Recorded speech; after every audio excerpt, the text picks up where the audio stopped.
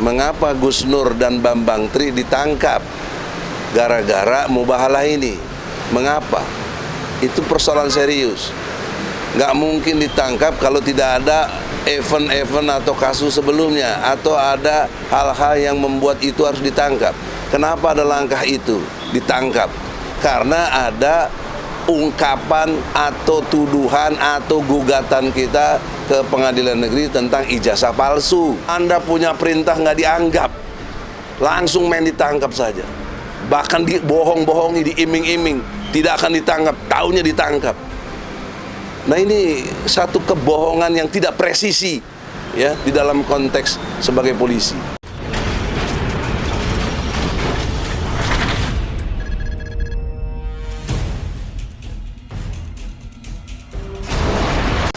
Bismillahirrahmanirrahim. Assalamualaikum warahmatullahi wabarakatuh. Waalaikumsalam warahmatullahi wabarakatuh. Singkat, jelas, insya Allah dalam koridor hukum perlu kita mengerti konstruksinya.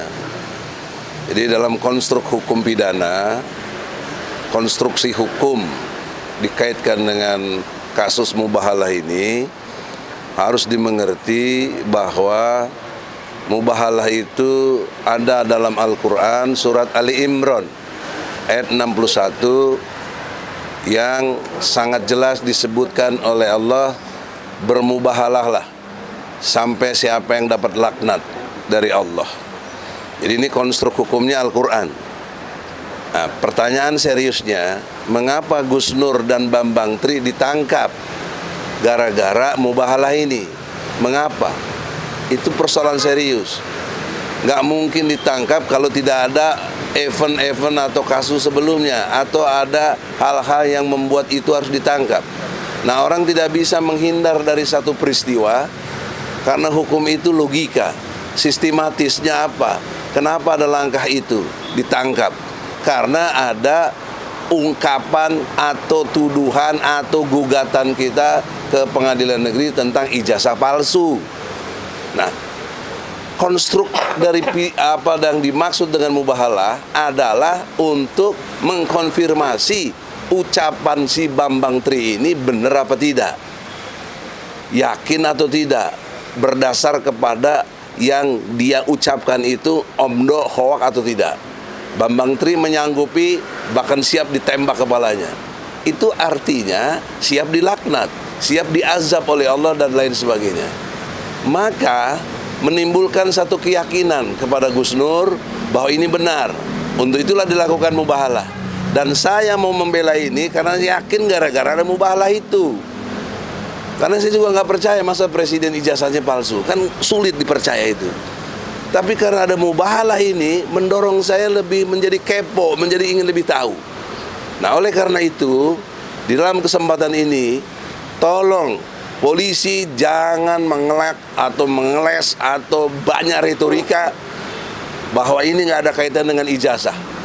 Ini tersendiri, ini hoak. Kalau hoak, kalau betul-betul ini hoak, tunjukkan dong ijazah aslinya. Sehingga kami berhenti, case close, kasus ditutup. Nah, oleh karena itu, secara ilmu hukum, bangunan hukum yang ada, konstruksinya, tuduhan kita walaupun sudah dicabut, tidak berarti tidak punya nilai hukum. Kita gampang, kapan lagi juga bisa kalau kita mau. Karena kan problemnya ini ditangkap, itu persoalan seriusnya. Maka saya berasumsi secara ilmu hukum dengan data-data yang ada, diyakinkan dengan mubahalah, ijazahnya Jokowi tidak asli atau bisa dikatakan palsu sebelum Jokowi mampu menunjukkan yang asli. Inilah framing berpikir yang sangat jelas, konstruksi. Dan framing berpikir ini akan hilang kalau Jokowi menunjukkan ijazah aslinya. Nah, itu satu kondisi. Nah, oleh karena itu, nggak ada alasan Gus Nur ditangkap, ditahan, mestinya begitu. Ini kan konstruk hukum itu begitu. Tidak boleh dia dengan serta-merta sembarangan dan berlaku otoriter. Maka dengan ini saya minta, terutama Bapak Kapolri, sering mengatakan juga ada istilahnya RJ, restorasi justice. Bagaimana restorasi justice? Tidak ada proses itu. Anda punya perintah nggak dianggap, langsung main ditangkap saja. Bahkan dibohong-bohongi, diiming-iming, tidak akan ditangkap, taunya ditangkap. Nah, ini satu kebohongan yang tidak presisi ya di dalam konteks sebagai polisi. Maka oleh karena itu, sebelum terjadi hal-hal yang kita tidak inginkan bersama, karena ini menjadi kelompoknya menjadi konsep SARA, ada pertentangan SARA, suku, agama, ras, dan antar golongan. Dan dalam hari ini adalah agama kami Islam yang kami yakini ada di Al-Quran tadi, Ali Imran ayat 61, dikriminalisasi.